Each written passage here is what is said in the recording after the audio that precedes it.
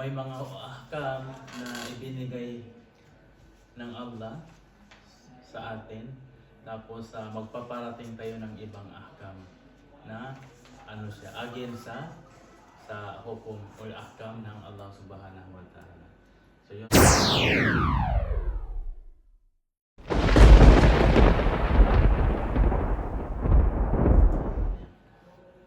Kabilang sa mga kahiling, katirads basa ha?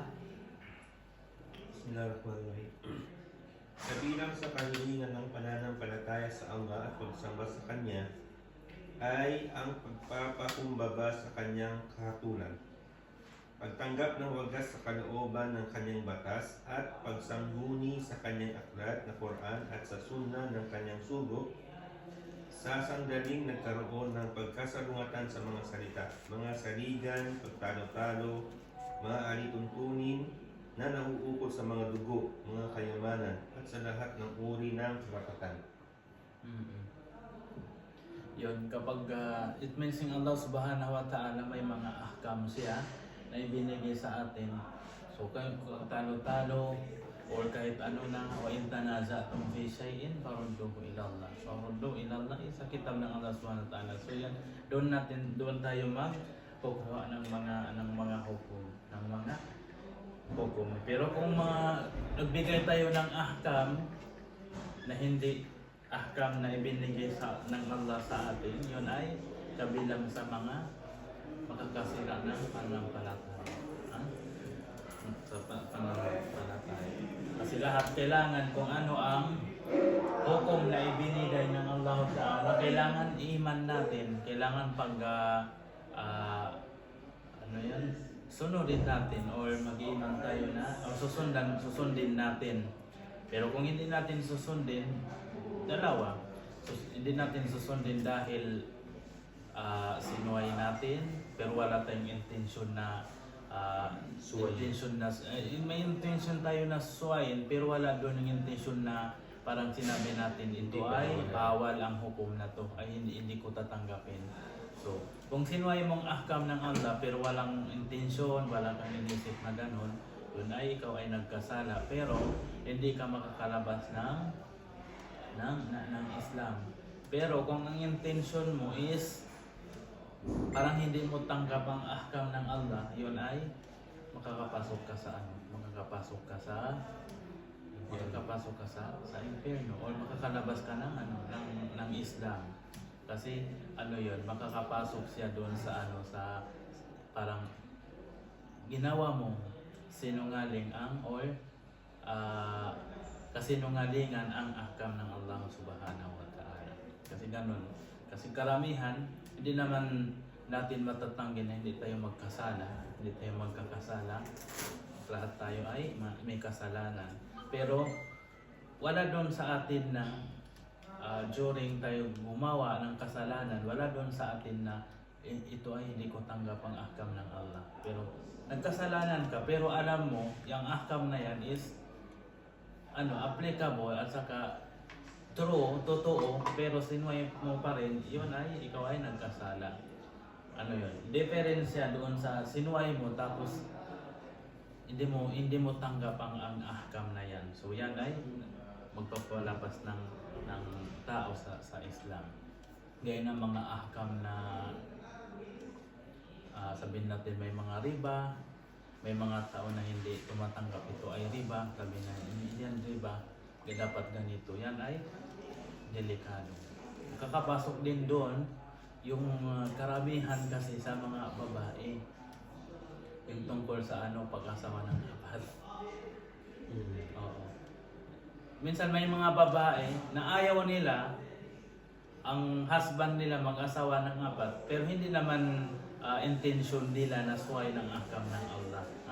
Hindi naman sinabi nila hindi yan totoo ang ahkam na yan kaya hindi ko papayagan ang husband ko mag-asawa ng apat. So parang sinuway nila, ayaw nila kasi nandoon ang gira ng ang zelos ng bawa. It's normal.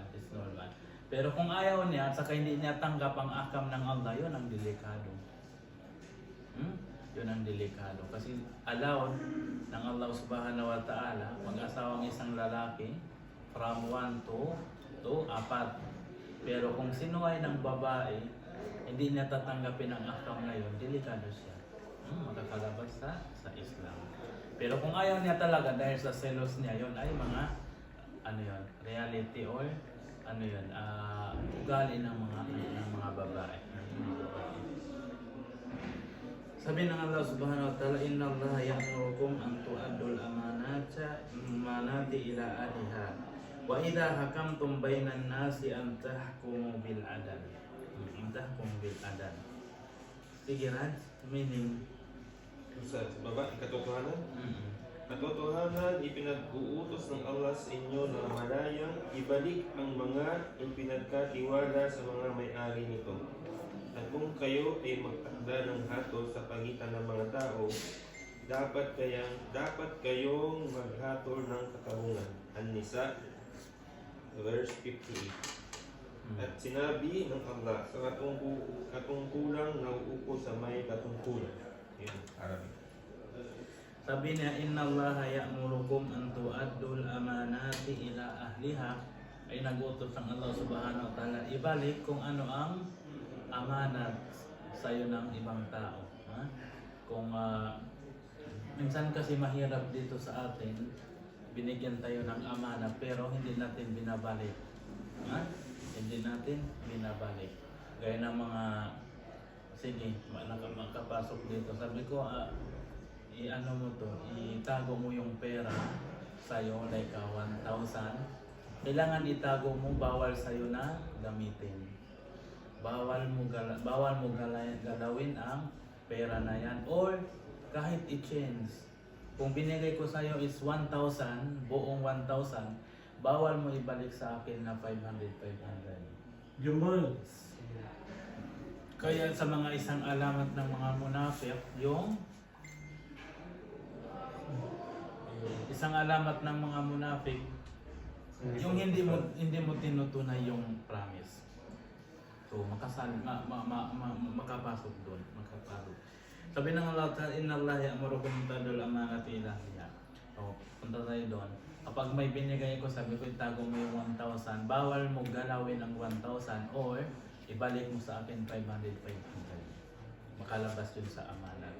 Kailangan kung ano ang pera na ibinigay ko sa'yo, yun ang ibabalik mo sa agreement kayo pati company. Pati company. Kung until 4 ang trabaho mo, kailangan huwag kang umalis before 4. Kasi kung umalis ka ng before 4, hindi mo tinupad ba? Hindi mo tinupad yung agreement, yung kasunduan ninyo pating company. So yung kasunduan na yun, isa yung promise, isa yung promise. So magiging amana siya. Magiging amana. Hindi lang naman sa pera, kahit sa organization or trabaho or position as treasurer, as president, as imam. Ito ay mga amana. Ito ay amana. So, idha hakamtum bainan nasi an tahkumu bil adl. So, kung magbibigay ka ng mga ahkam sa pamamagitan ng tao, kailangan adil ka. Kailangan adil. Hindi mo tinitingnan yan ay mayaman, yan ay yan ay mahirap. Karamihan sa atin,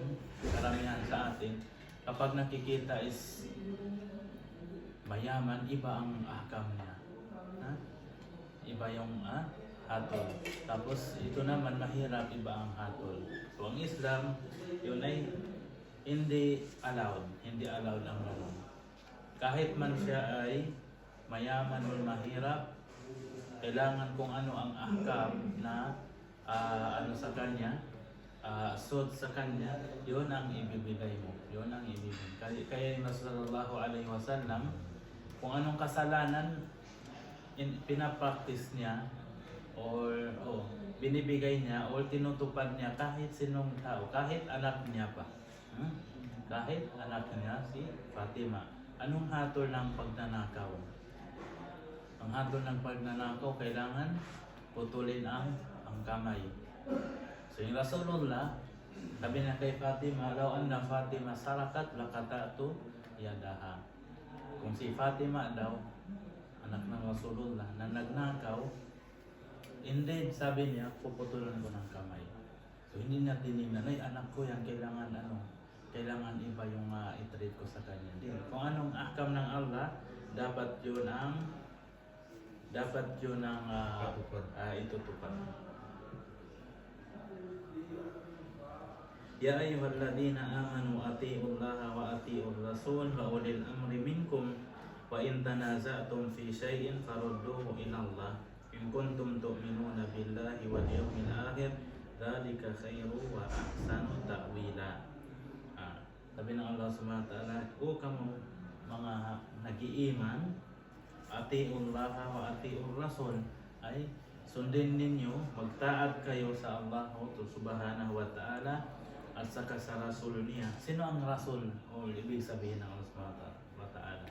Wa ulil amri minkum. Wa ulil amri minkum, ito yung mga ulama or yung mga leaders, ha? Hindi lang ulama, yung mga leaders. So, ang pagtaat sa mga leaders yan ay kasali sa pagtaat ng sa Allah Subhanahu wa ta'ala at sa Rasul. Kung wala aminu, ayayul ladina amanu, atiullaha, fi'lul amar. Atiullaha. Kasi yung fi'lul amar, yufidul wujub. Yufidul, mag-ano siya. Ang ahkam niya dito is wajib, ha? Wajib. So wajib ang pagtaat sa Rasul, sa Allah Ta'ala, sa Rasul at saka sa mga pinuno. Wa ulil amri minkum fa in tanaza'tum fi syai'in farudduhu ila Allahi war Rasul. Pero kung kayo ay tanaza'tum, parang nagkagulo o nagtalo-talo, farudduhu, yung pinagtaluhan ninyo, dapat ibalik ninyo doon sa Allah at saka sa Rasul. At saka sa Allah, saka sa Rasul, yun ay kitab at saka sunnah. Yun sa kitab at saka sunnah. Pero hindi na nabanggit dito yung wa ulil amri minkum.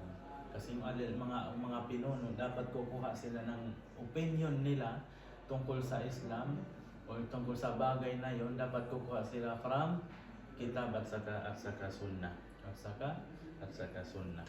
Farudduhu ila Allahi wa Rasul. Kahit anong bagay, dapat ibalik mo doon sa kitab at saka sunnah. Titingnan mo kung ano ang opinion ng kitab, yung Quran at saka sunnah.